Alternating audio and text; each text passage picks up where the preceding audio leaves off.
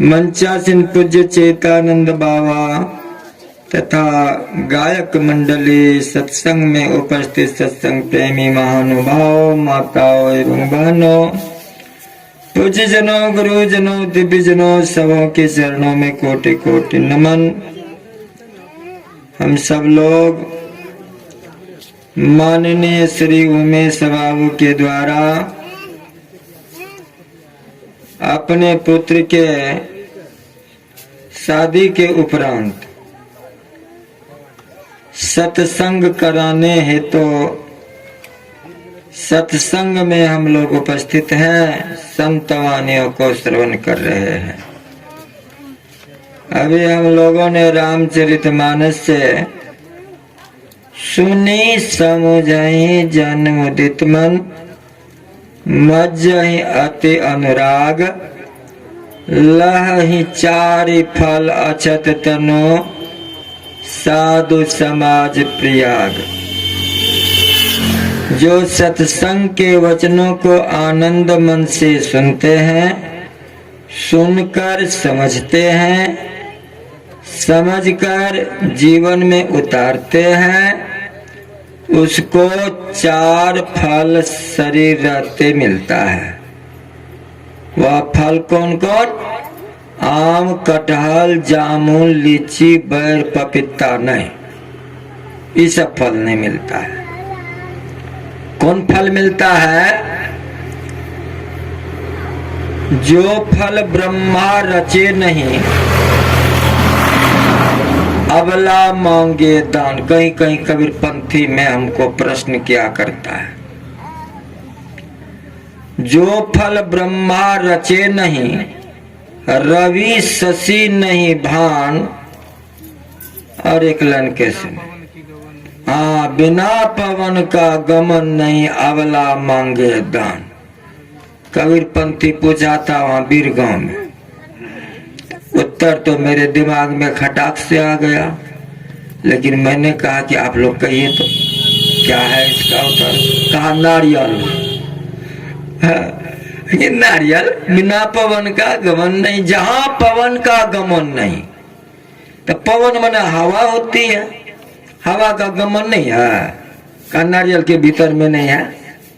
और जहां न रवि शशि भान, रवि शशि वहां नहीं है, ब्रह्मा इसको नहीं रचा है, ये फल नहीं है। वह तो उस अमृत फल के बारे में कहते हैं जो मोक्ष रूपी फल है। यहाँ हम लोगों को सत्संग श्रवण करने से चार फल मिलता है। चार फल कौन कौन मिलता है? तो अर्थ, धर्म, काम, मोक्ष। इसी चार के लिए हम लोगों का शरीर उत्पन्न हुआ है। जो आदमी जन्म लिया है, अगर अर्थ नहीं कमाया तो उसको लोग बेकार आदमी समझा, हो नखट्टू आदमी, आदमी नहीं है। अगर धन नहीं कमाता है,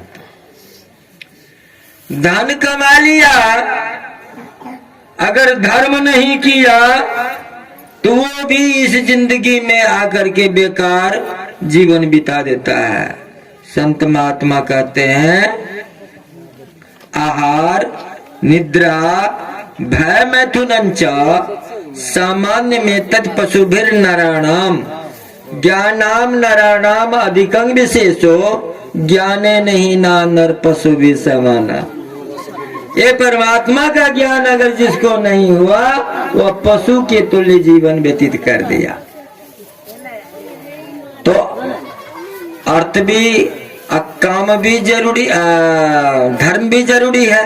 अब काम की बात, बिना काम किए तो हम लोग रह नहीं सकते हैं, काम करना ही पड़ेगा, चाहे अच्छा चाहे खराब। दो ही तरह का काम है दुनिया में, एक अच्छा काम और एक खराब काम। हम लोग जाने अनजाने में कभी कभी खराब काम भी कर देते हैं, कभी कभी अच्छा काम भी कर देते हैं। लोग जानते हैं कुछ कुछ कि हाँ अच्छा काम क्या है, खराब काम क्या है। लेकिन वीडियो अच्छा बनता।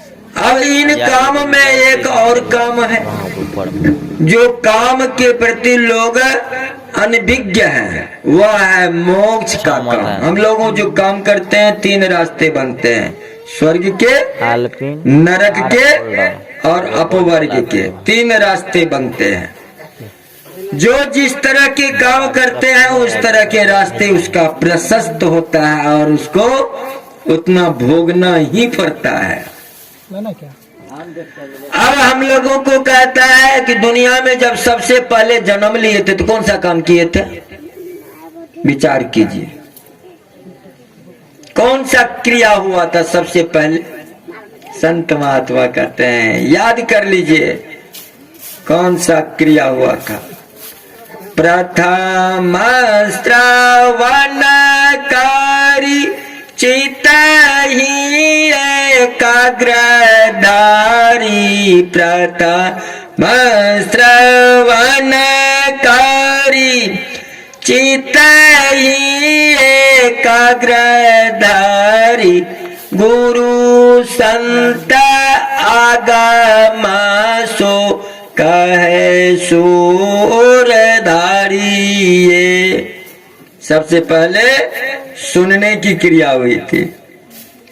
लेकिन सुंदरदास जी किसी और वाणी में लिखते हैं कि देखने की भी लोग मान लेते हैं कि पहले जन्म लिए तो देखे कि सुने किसी को पता नहीं है। लेकिन हम लोग अगर इंद्रियों का ख्याल करते हैं तो सबसे पहले सुनने की बात आती है। चूंकि हम लोगों के पास 9 इंद्रियां हैं जो बाहर की ओर खुलती है, 10वां इंद्रिय अंदर की तरफ। 9 इंद्रियां कौन कौन बाहर की तरफ है? 2 आंख, 2 कान, कितने हुए? 5, 4 हो गया। 2 आंख, 2 कान, 5 हुआ कि 4। 2 नाक के छिद्र, कितना हुआ? 6। 1 मुंह, 7।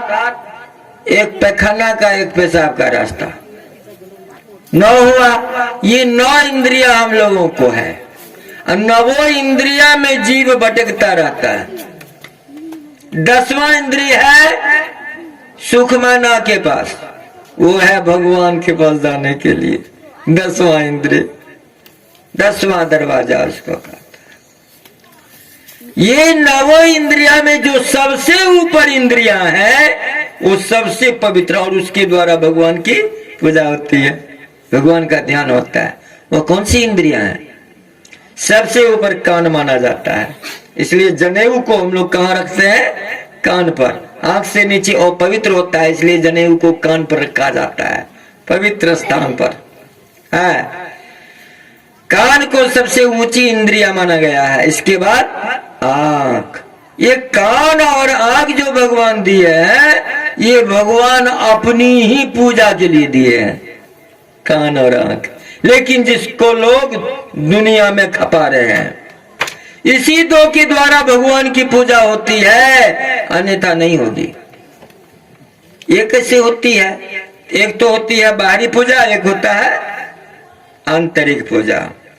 भगवान ने हम लोगों को ये 2 इंद्रिया जो दी है, कान और आंख, इसमें 2 तरह की बात दिए हैं जो किसी भी जीव को नहीं है। न हाथी को, न घोड़ा को, न बैल को, न देवता को, देवता पितर को भी नहीं है। ये क्या?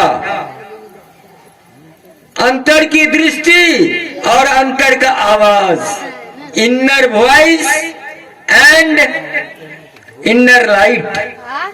अंतर की ज्योति और अंतर का आवाज, और किसी भी जोनी 84 लाख जोनी में किसी को नहीं है। दिया है तो सिर्फ और सिर्फ मनुष्य को दिया है, और इसीलिए दिया है कि वह परमात्मा को पा सके, और दूसरा कोई रास्ता नहीं है। भक्ति के बारे में भी तो बताया कि 2 ही भक्ति के रास्ते हैं, एक बिंदु ध्यान विधि और दूसरा नाद ध्यान विधि। सरल सरल जग में प्रचार, गुरु महाराज कह दिए, बिल्कुल सरल है और जग में प्रचार किया हुआ है ये बिंदु ध्यान और नाद ध्यान। हे सज्जनों, इसमें सबसे पहली बात आई सुनी। सुन सुन करके वाल्मीकि डाकू थे, वो महान बन गए। सुन सुन करके एक कीड़ा भृंगी जो होता है दूसरा कीड़ा को पकड़ करके घसीट करके ले जाता है। एक तो घर बना लेता है पहले से मिट्टी का, छोटा मुंह रहता है, उसको उसमें घुसेर देता है। वो कीड़ा किसी तरह घुस जाता है उसमें तेल डाल करके, उधर से घुरता है तो मुंह तो उसको बाहर में रहता है। इधर से भृंगी करता है शौ, कीड़ा डर के पीछे हो जाता है। फिर जैसे ही कीड़ा मुंह ऐसे करता है उधर से करता है सौ। अब कितना पीछे हटेगा?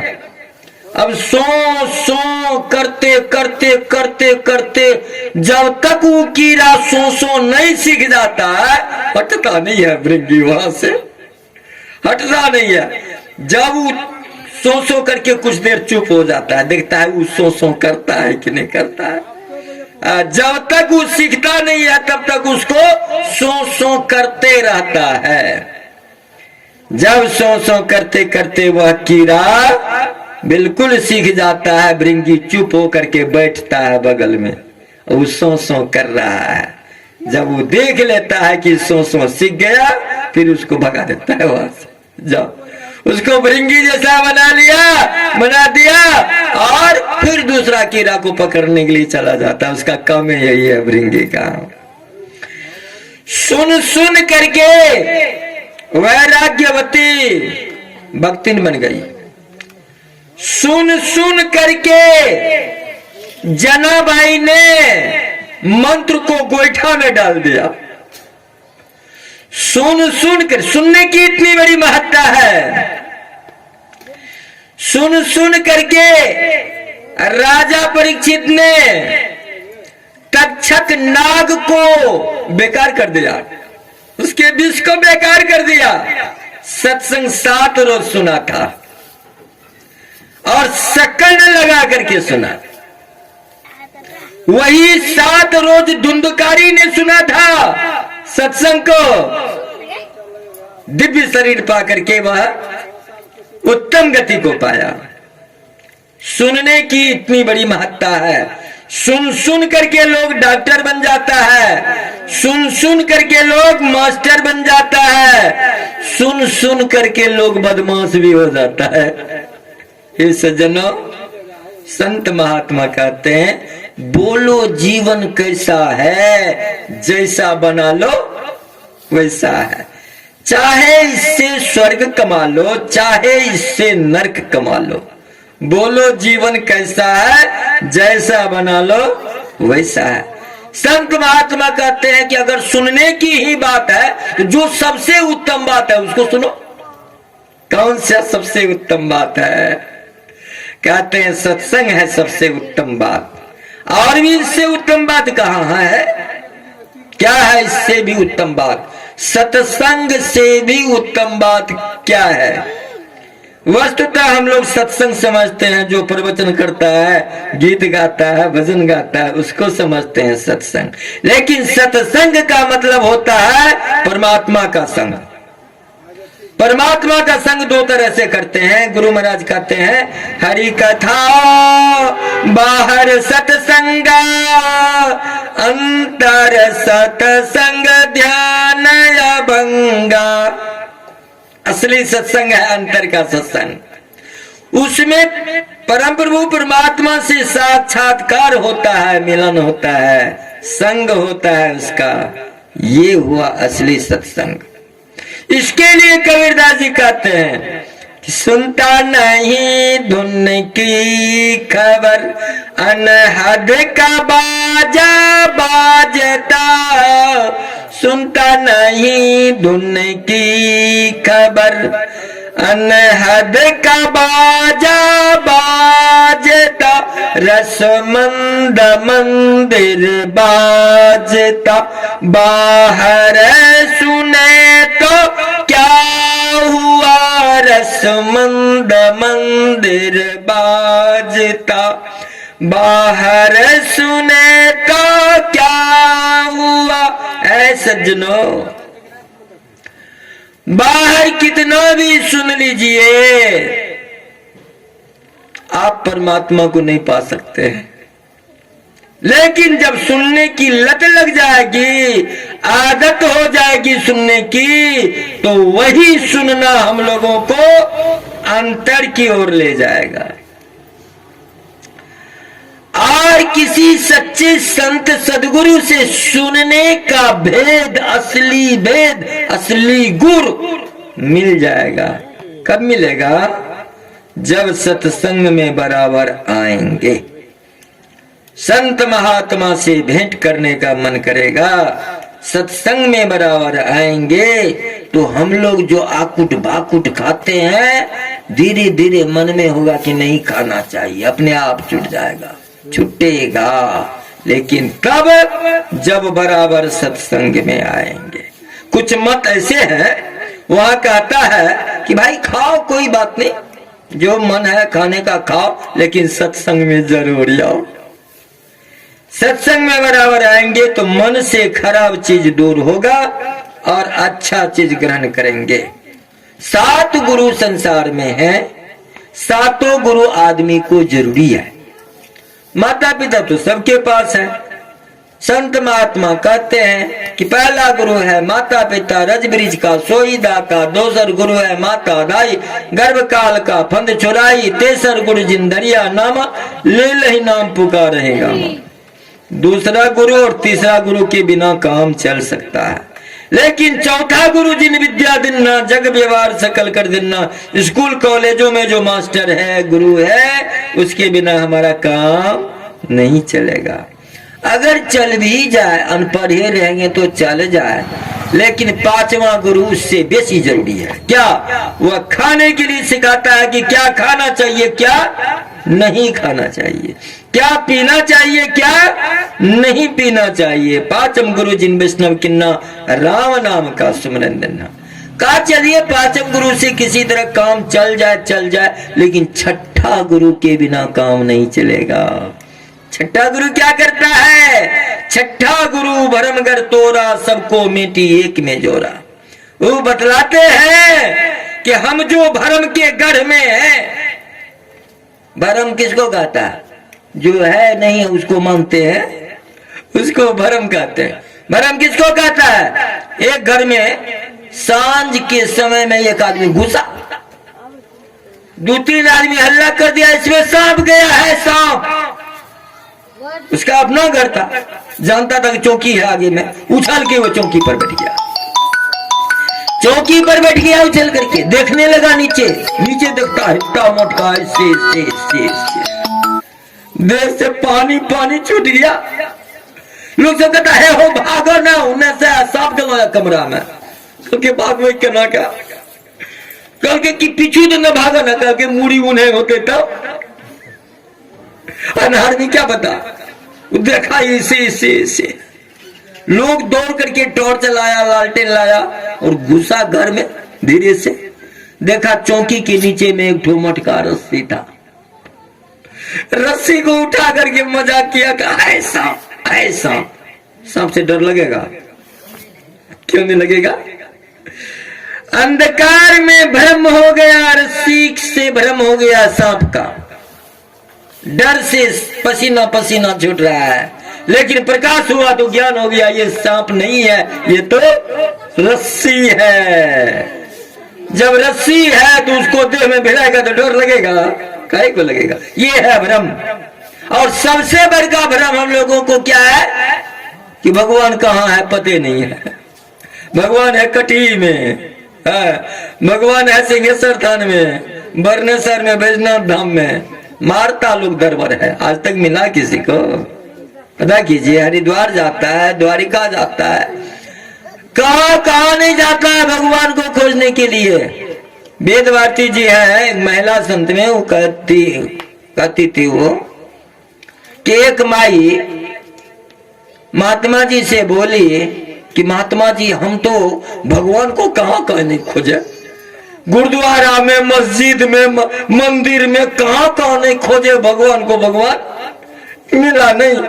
आप भगवान से मिलते हैं, जरा पूछिएगा क्यों नहीं मिलता है हमसे? भगवान हमसे क्यों नहीं मिलता है? कहा ठीक है। ध्यान लगा करके पूछा भगवान को रात में, महात्मा जी। तो भगवान की तरफ से आवाज आई, वह माई तो मुझे बाहर खोजती है, मैं तो उसके अंदर बैठा हूँ। वह अंदर खोजती ही नहीं है, वह बाहर खोजती फिरती है। अरे खोजते फिरते बहुत से इस जगत में जा बजा मर मर गए, लेकिन मिला किसी को? बाहर में नहीं मिला सज्जनों। जो किसी को मिलता है निज तन में खोज सज्जन, बाहर न खोजना। अपने ही घट में हरि है, अपने में खोजना।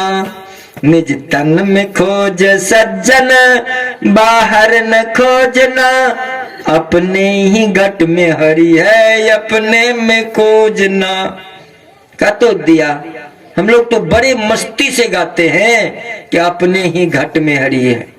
मैं पूछा करता हूँ, अपने ही घट में कहाँ पर है हरि? नाक में है कि कान में, गला में है कि डांड में? वो दोरा कहता हृदय में है, हृदय में। ले जा तेरे की, न तेरे की, ये हृदय में है भगवान। अरे भगवान है ब्रह्मंडल में, समझिए ब्रह्मंडल कहाँ है। और उसको खोजने के लिए सबसे ऊंची इंद्रियां है हमारे पास, वह है क्या? कान। संत महात्मा कहते हैं कान के द्वारा उस परमात्मा की आवाज को हम सुनते हैं, आंख के द्वारा उस परमात्मा के रूप को देखते हैं और गुणानुवाद करते हैं मुंह से गुणानुवाद करते हैं। लोग सब बहुत चालाक रहता है, चालाक रहता है। क्या करता है? भर जिंदगी कुछ करे नहीं करे, मरने के समय में उसको राम राम बुलाइए, गति अच्छा हो जाएगा। ठीक है ना? मरने के समय में डराओ, राम राम कहो। भर जिंदगी तो कॉल करने राम राम, मरे कला है राम राम, कल राम बैग लिया राम हो भी नहीं करता है। बहुत कोशिश करता है कि कहीं राम बोल न दे, तो क्या करता है भगवान? पहले उसका बोलिए खींच लेता है, जा वो बोलिए न सकेगा कुछ अंत में। तो लोगों बड़ा चला, अच्छा नहीं बोल ले तो नहीं बोल ले, फोटो दिखा देवे ना भगवान के तो कैसे बढ़िया फोटो नहीं आयल भगवान के। एक राची नहीं छो कि लखे न दे छा जा है, क्योंकि रोशनी घिंच लगा पहले है।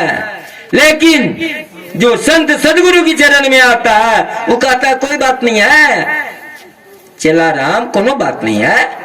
आंख की रोशनी चले जाए कोई बात नहीं, मुंह का बोली चले जाए कोई बात। हम तुमको ऐसा गुर बता देते हैं कि न देखने की जरूरत न बोलने की जरूरत है। रामेश्वर बाबा का भजन है, अरे मुख नहीं बोलो नयन नहीं देखो, मुख नहीं बोलो नयन नहीं देखो, सूरत से करो नित ध्यान हो गुरु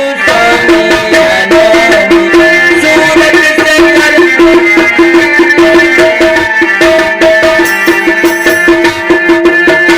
बोलो चरण करो ध्यान गुरु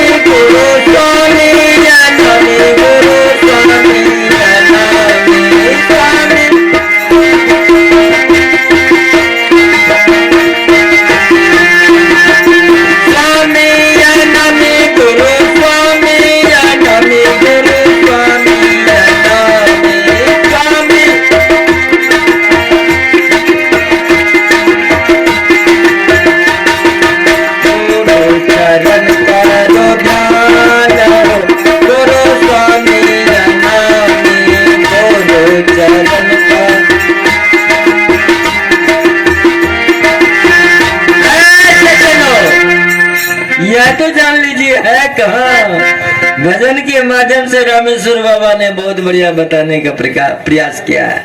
क्या? तम पर कास करो सब के पार,